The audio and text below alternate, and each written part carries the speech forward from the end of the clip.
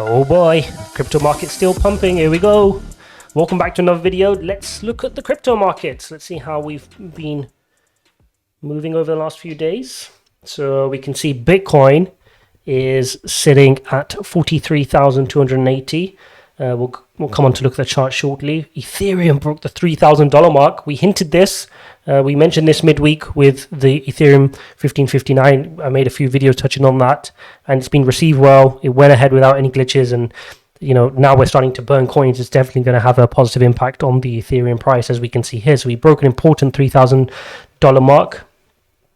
Binance has been moving fairly. Let's rate these actually over the last. Let's look at the last 7 days.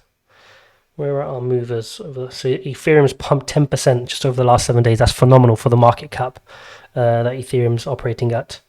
Uniswap's done well. Again, we mentioned this. This is due to the same hard fork, more adoption of Uniswap, which is one of the biggest operators on the Ethereum blockchain. And let's click back onto market cap.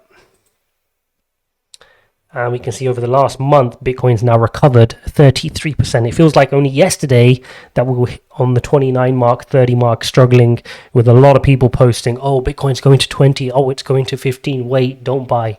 But what did I keep saying? Continually buy, steadily keep buying that dip, accumulate slowly. There's no perfect price. We don't know when this is going to move, but when it moves quickly. I mean, look at that 6% move on Bitcoin in 24 hours. So if you're playing games and going in and out, you're going to miss these moves. Ethereum, 10% overnight. If you're trying to time the market, it's not about timing the market. You've heard this saying, it's about time in the market. So get your money, put it in the market. Don't be in a rush. If you believe in these projects, this is a true test of your conviction, right? For those who stayed in when it got to 29, 28 and didn't panic sell, now you can benefit from this group on the other side. Now let's look at the chart. So we're just on the daily chart here for Bitcoin. Excuse my messy lines, it's just how it is. Now you can see we broke through this key level that we were speaking about. I've got that marked down at 41,615. Some of you will have it at different levels. And now we're going up to the 43,000. Now if I go onto the 4-hourly chart, you can see we actually wicked above on the 4-hourly chart, and we reached a high of, I think it was 44,585 there. So we wicked above, we got rejected, we got to beat this 43,000 level. And if we do, we're on a good road, because the next resistance isn't until the 47,000 mark. So we got a gap here to get to the 47 mark, and this is going to be a bit of a test. But don't be surprised if we see a retest of this level first. Don't be scared if we get down to 31 and maybe even slightly lower to come test back this ribbon. Even maybe coming down to, maybe even breaking down below 40 slightly before heading back up higher. So that's kind of what we want to see here. Okay. Now, once we do get through this 47, the next key level is your 50. And then I've marked out the level here to get back to all-time highs close to the 60 mark. Okay, so really important that we do that, but we've got to take this step by step. The first mark here is make sure we fully break this 43 mark, because we're still getting rejected a little bit, head up to 47, and then work our way from there. But you saw how quickly we came down. That's just as quick as we can go up. But it's going to take a little bit more time. We've got to build some scaffolding, as I like to say, before we can build back up. Let's look at Ethereum. So you saw this double bottom here, and you know that the measured move from a double bottom is that move there.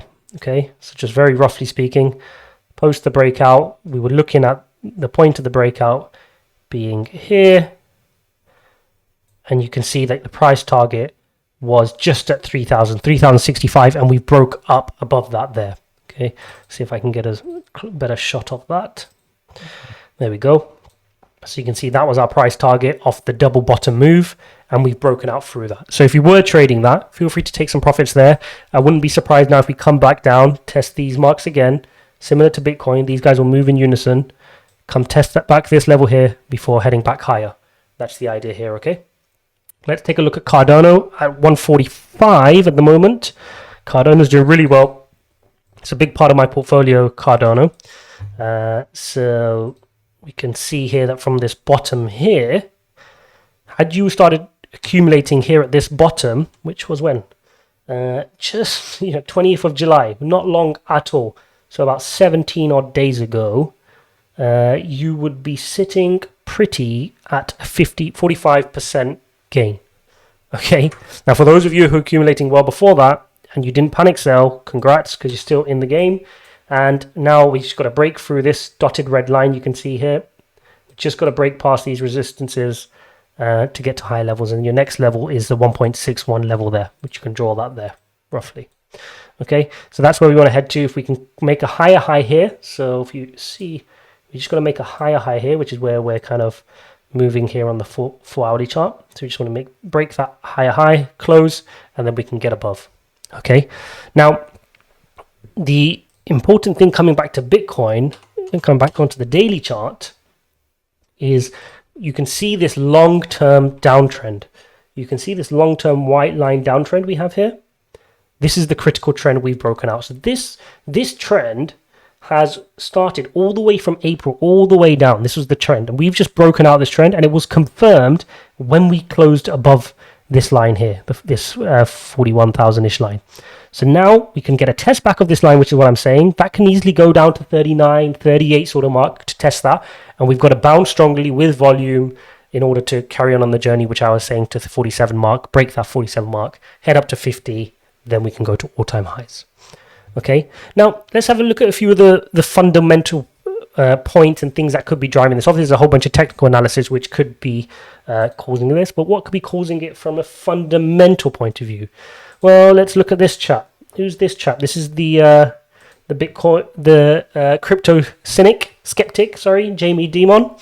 Now, what he's done is, you remember last month, he opened up access for his clients to 4 funds from Grayscale and from Osprey, right? So, and they're doing this all quietly. They don't want to admit that crypto is here to stay, and their clients are knocking on their door saying, hey, Jamie, we want access to cryptos. We want to put out some of our money in cryptos. Give us an opportunity to do so, otherwise we're going elsewhere. So Morgan Stanley, JP Morgan, they're all the same. Goldman Sachs, they're all doing this, and they're all accumulating quietly. Don't be fooled. You saw that there's a lot of content out there around the Wyckoff schematic and how that's created by these institutions to create a dip in the market so they can accumulate at lower levels. If these big boys are going to play, they're not buying at 60,000, 50,000, these kind of marks. They want to be buying in at the 30s. It's worth their efforts in the long run. So what he's done now is he's opened up allowing private placements using NDIG. Okay, so what this means is they can now actually get access to not just a derivative, but the actual underlying price movements of Bitcoin itself. So just another signal that these guys are taking cryptos importantly, but you can see here, look, it's a muted rollout. Still, the muted rollout of the product system is a sign of the bank's ambivalence to Bitcoin. They can be as ambivalent as they want. The reality is they're buying, and they're buying without us knowing, and we just need to not panic sell and let these dips, which these guys are creating, scare us out of our conviction that cryptocurrencies are here to stay. Bitcoin is a solution to weak fiat currencies at the moment. Which brings us on to my second point, which I actually think is a more relevant point to the movements we're seeing. So let's see if I can try to corroborate this live. Let me see if I can go on to the 4 hourly chart. Now, if we can head to, let's go here. Now what you can see is these pumps we saw here, August 6th, August 7th, these were in lead up to the US non-farm payrolls. And we were expecting a good beat.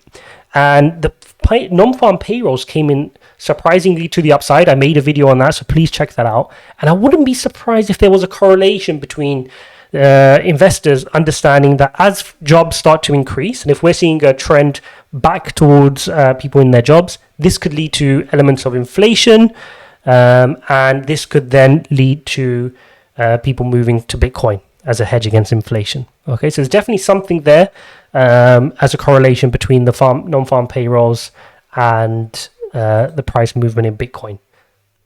So there you go. There you have it. The crypto market sitting pretty at a total market cap of 1.78 trillion. Good volume. Bitcoin dominant, sitting at still 45%-ish. Looking good. Bitcoin's moving, Ethereum's moving, and now the question is, can we move into a super cycle? Will the alt start moving?